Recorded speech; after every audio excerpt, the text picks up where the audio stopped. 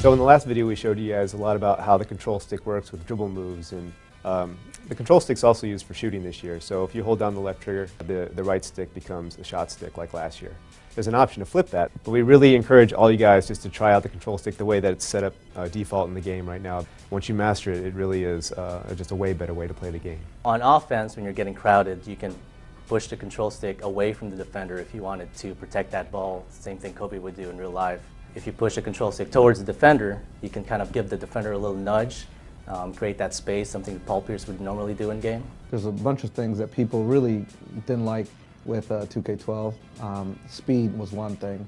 Bigger defenders guarding smaller guys really come through now, so that you definitely feel like, hey, I can break this dude down or break this defender down because I have a mismatch here. Guys move properly in the right speed, and you know, the big guys are slower, like they can't launch as fast to a lateral slide as a smaller, quicker guard. Change the mechanics around. When the dribbler changed its mechanics, we changed the mechanics in the post a little bit too to kind of mimic it. And we feel like we got a lot more balance in the low post moves. So this year we kind of went back to the drawing board again, used the new dynamic shot generation technology, and retooled our physics engine to make sure that when you go up and you get hit, you see the proper collision between the offensive guy and the defensive guy.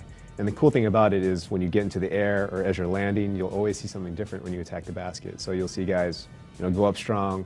You might get clobbered by a blocker, come down, wipe out. You'll see a lot more contact dunks, a lot more falls, a lot more cool stuff, you know, in the air.